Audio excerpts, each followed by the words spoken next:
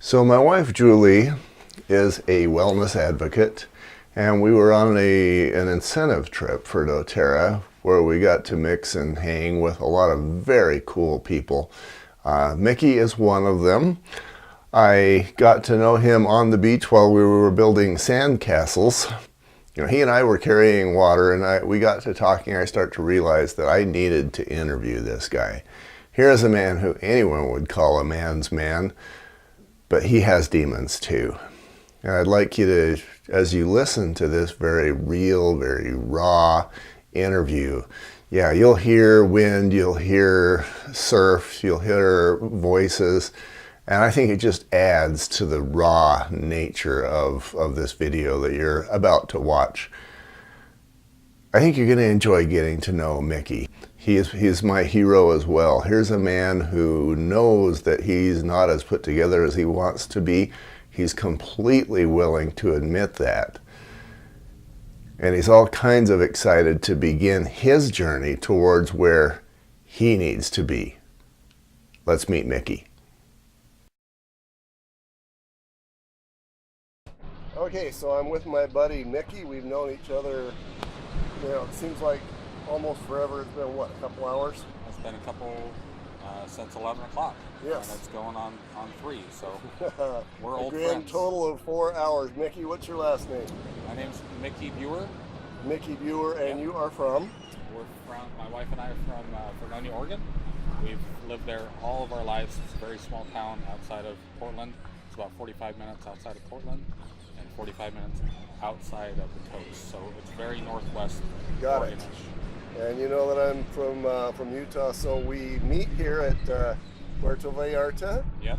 On a doTERRA gig, and I think I was guided to you, but I'll let the listeners and the viewers decide why that is.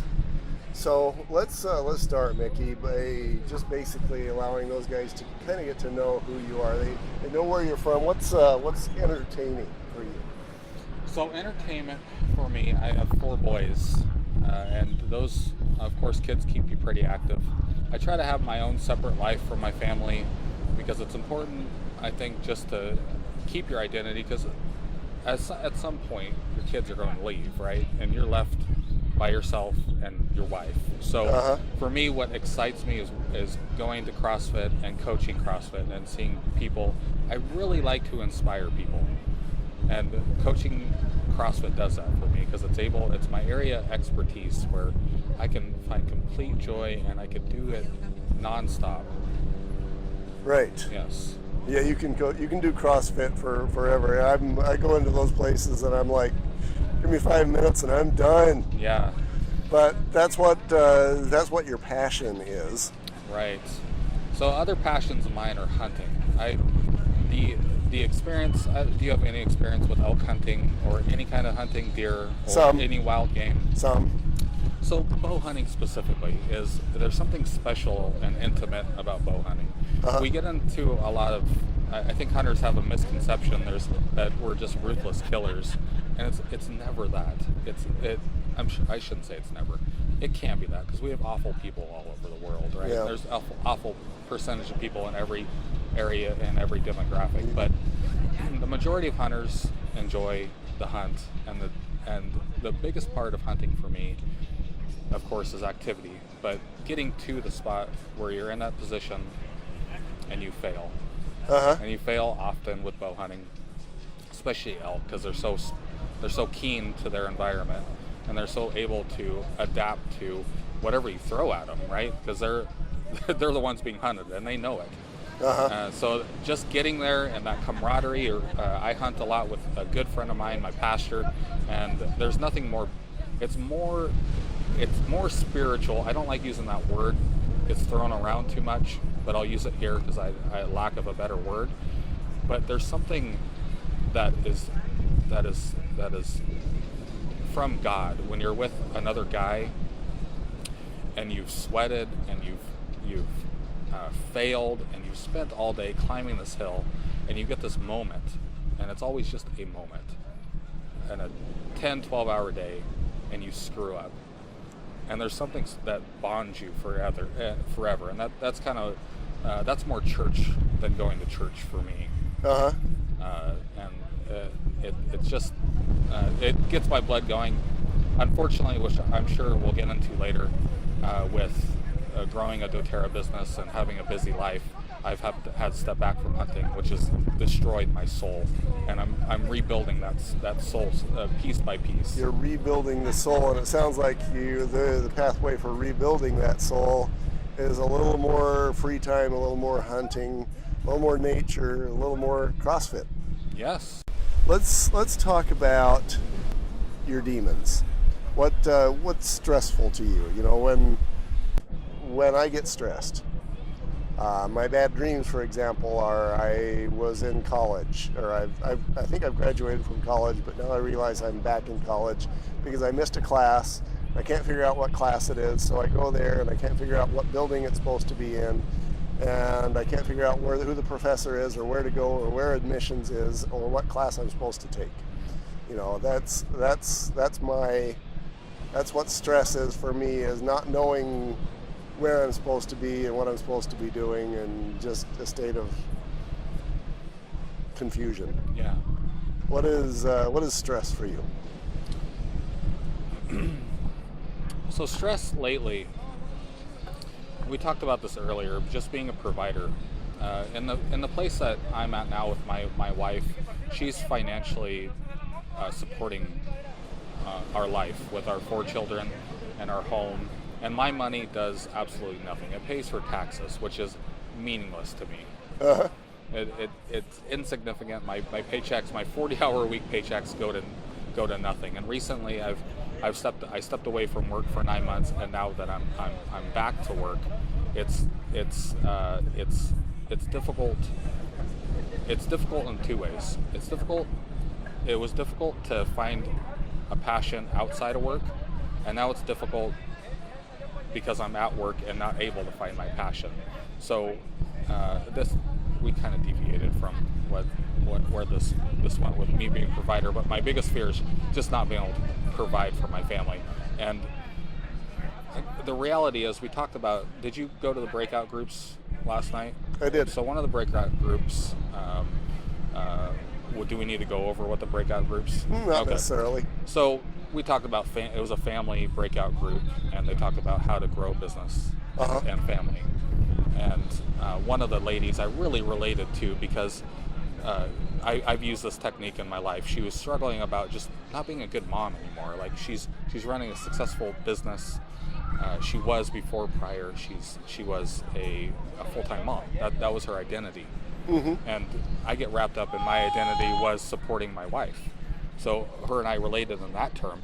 And that support sense, in that sense meant bringing home the bacon. Sure, and for her it was doing the dishes and being a wonderful homeschooling mom. Right. And I told her, look, there's a reality to the situation. The reality is things are not the same. You're not a super mom. You can't be a super mom. You can't be a super mom. You can't be an excellent homeschooling mom. You can't do the dishes. You can't do that and run a business. Right. Your time matters. Like, we have 24 hours in a day, and that's the reality. And we're supposed to master our time, and I hear that a lot. But the reality is, you have to realize you're not a perfect mom, but it doesn't mean you can't be successful in both areas. And the definition of perfection might be subject to a certain amount of interpretation. Sure. Because a person, perfection might simply be doing the best things you can with what hours you have. It does not mean you can't be a good dad. For me, it does not mean so providing was a big thing for me, and it still is, and it's still difficult to step away from work, which we're planning to do in the middle of summer. But providing has completely changed. My providing is being a support for my kids and supporting my wife so she could be successful. Right. So providing financially is it means nothing.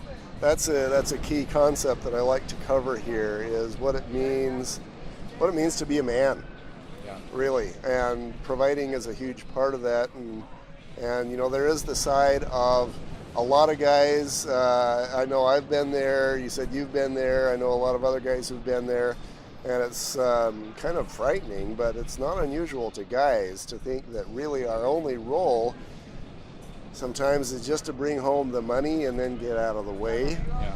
You know, to go down into the cave and play, you know, Call of Duty or whatever, and just get out of the way. And, you know, sometimes we feel like we're a semi-welcome guest in our own home. Yeah. And that's tough. It is tough. It's a weird transition. It's something that I would never thought that would ever happen.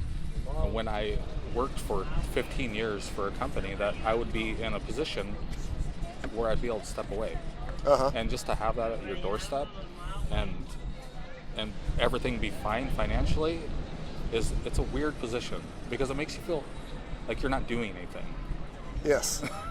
Yeah, so you, and for that matter me, we go from a place where our identity and our role is I'm bringing home the bacon, and now the wife grossly out earns us, and it's like, okay, so 90% of my identity just went bye-bye. So now who am I really? Right. And how have you dealt with that? What does being a man mean to you now? So I think this is a great time to ask that question because I'm still trying to identify it, and I think I get more out of what you're sharing with me than I'm sharing with you. So I think we could help each other out. What does it mean to be a man? I think what it means to be a man, and we touched on this earlier, and I love this visual because it gives me some action. When the World War II vets, when they were 18 or 16 to 19, they were young kids. When that gate dropped on Utah Beach in World War II, those boys were ready to go. And I think that's what it takes to be a man. And that means nothing with financial. That means just you're ready to die for your wife. And that means that could go deep. I mean, you could literally die for your wife if she's being attacked, but you could also die to all the misconceptions that you had as a man to be a provider. You know, somebody told me once it's easy to die for something you believe in, you know, the church or whatever, but sometimes it's harder to live for it. Yeah. And yeah, so as we go along, you know, men, where especially in yours and my case, where she's making the money now, I think it probably points out what should have been answered long ago, which is, who are we really? What's really our role? What is really needed from us? The other side of the coin, I know a guy who she earns more because he doesn't. You know, he just has this belief system that is, I can't make money. So the pressure goes to her, and so he feels like a big part of his manliness goes poof. And it's hard on him, and it becomes hard on her and hard on the family as well. Yeah, definitely. When you're dealing with that struggle where you're overcoming all your inner demons of providing, it affects your kids too, because they see, and your wife obviously, because they want you to have purpose. And I think my wife is fine. She definitely is fine with me not working. But sometimes I get the sense that she isn't, though. And so that's a struggle. I don't know about your wife, but that's one of the demons I deal with, because I see her, and if the roles were reversed, I think she would like that. But I don't know. For you to have the big roaring career and her to be able to stay home. Yeah. I get that. She's that kind of woman, but she's very, and I support her 100%, and I want her to succeed. But I kind of see that in her eye, like I wish you could do that, and that's probably one of the inner demons that I deal with. But if I'm being 100% honest, that's definitely in my brain. That if the roles were reversed, I think she'd be happy. Yeah, and it's it's not even as simple as, okay, you're bringing home the bacon, I'll take the woman's role, I'll do the laundry, the dishes, blah blah blah. But I don't think even that's the answer. Right. And I don't think I have the answer. No. But I guess maybe that's a couple by couple thing. Another thing that I believe, at least in my case, is not the answer is, all right, you're making so much money, I'll just come join you, help you. I know that it would take about 1 hour before I was in her way and she'd tell me back off. Sure. Yeah, when I left work, that's exactly what happened. There was an expectation that I was going to jump on and be my wife like my wife. And we quickly figure out that that's not the case. And we spent the next 9 months trying to figure that out, and it did not work out. That I cannot be her, and I cannot do the business the way the expectation is that the way she expects me to be part of the business. Right. So I need to find another role inside of the business that we run. So then you've got basically two choices. One would be to find another role within her business, or go find your own thing.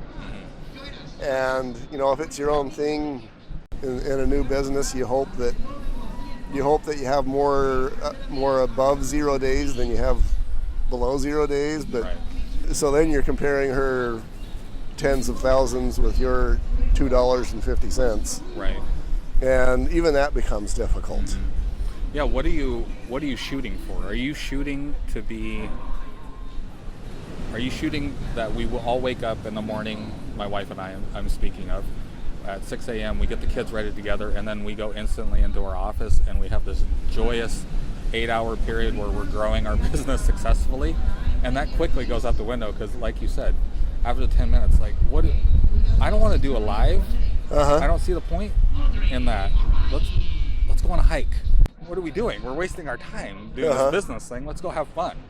So that quickly happened, and we spent, like I said, the next 9 months dealing with our crap that we had to deal with.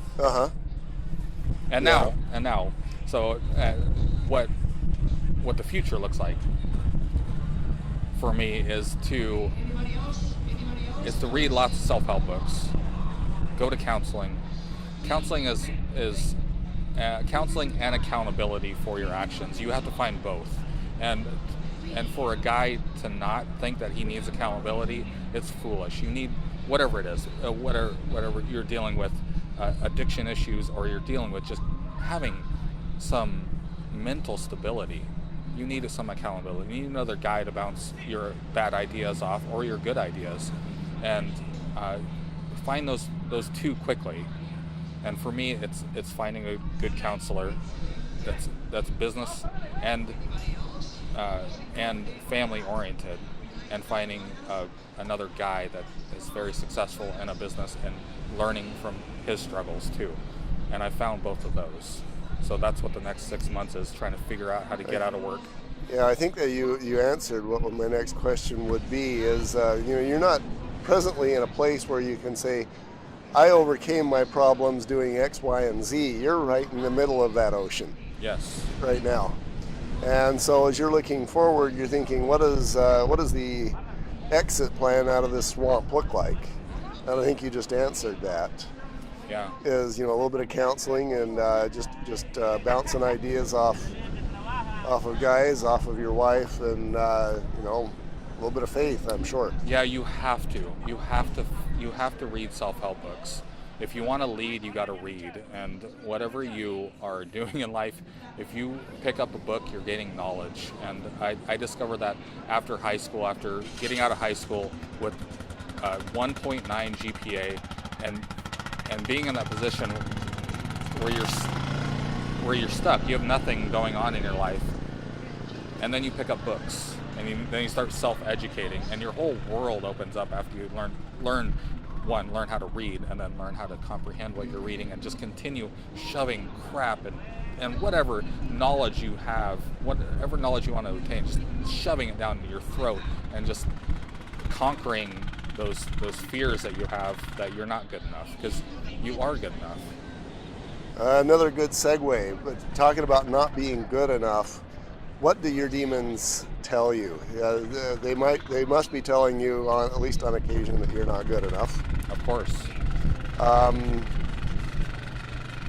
What other sort of words do you hear when there's self-doubt and when the demons are working you? So one of the great things in counseling that's came up is my mom left me when I was very young. I remember she moved from Oregon to California after a divorce, and I remember her coming up to get me, and I locked myself in the car because I was with my dad, and she was just pounding on the door, and I wouldn't open up because I was freaked out to go with her, and she just left. So one of the issues that came out, which is it's so heartbreaking, but it's so nice to identify the reasons why I feel lost when no one's around, because I was the only child, so I had no one around, and now I can't stand being alone. But I enjoy being alone too. It's a contradiction, and it's a paradox, I should say, because at some sense I love working by myself, but I like to know someone's there, and that someone is my wife and my kids. So when they're gone, I'm heartbroken, and I'm always worried about my wife leaving. I've been worried about that, and there's no rationale. She's a beautiful woman, and she's dead faithful. Like, she will never leave. But there's always that sense that I'm not good enough, and it's that I'm not good enough, right? Because she can go find someone else that could do dishes, especially now, because I don't make money for her. So you could find any chump on the road to do dishes and lay in bed with, right? Right. But that's not true, because there's something that we connected with. You brought me to a tough question for you. Great. What is she looking for from you? She's looking for me just to be content in life right now, and not be finding so many things to fill my void, that space with. Because what will happen is I get a space and I just fill it with just busy work, and then I get so consumed with it that I get pulled completely out of family life. Mm-hmm. She wants contentment, and she wants me to deal with all these demons that we're talking about, with her self-doubt and her leaving. I mean, that's not even in her brain for her to go anywhere. And I didn't have the abandonment story that you did when you were a child, but I have to admit, I'm needy. When she's gone and I'm alone, it's like, who's going to entertain me now? And I get bored and lonely and depressed. Right. And maybe that's just a man thing. Mm-hmm. So I'm probably similar, but I don't have the justification that you do. Marriage for me is, I say this quite a bit, and not too many people get it, but I hope you get it. It's more important for me to like my wife, and not more than love her. I can love my kids, with your kids too. It's more important to me I want to like my kids. Because you're going to be hanging out, and with your wife, you're going to be hanging out with her, in my case, for the next 6 decades. Right. That's a long time. That's 60 years. That's a long time from now. And you better like that person, because you made a vow, right? And a commitment is something, and a vow is a commitment, and that's what marriage is to me. It's like, it's unbreakable no matter what, and so it's important for me to like my wife more than love her, because the commitment's there no matter what. So that's how I go into it. I get that. You can love people that you really despise. Yep. But it's nice when you like them.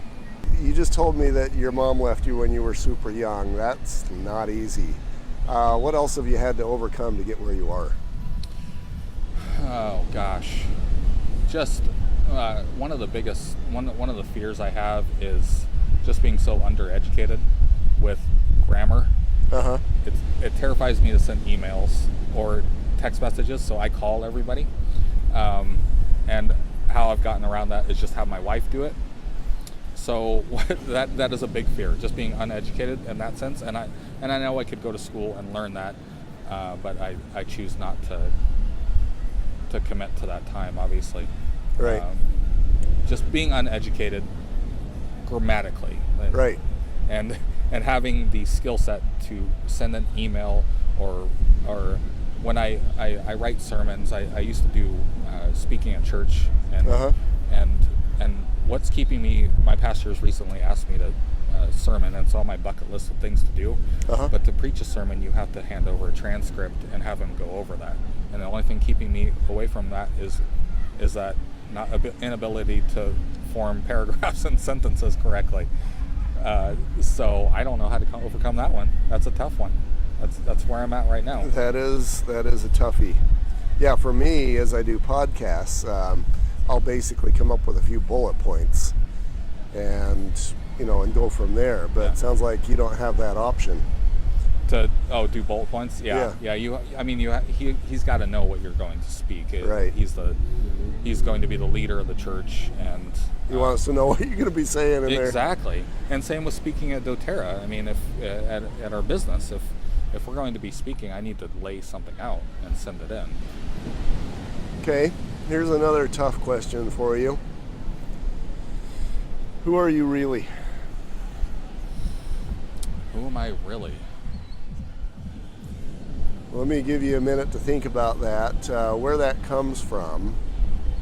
There's a guy named, I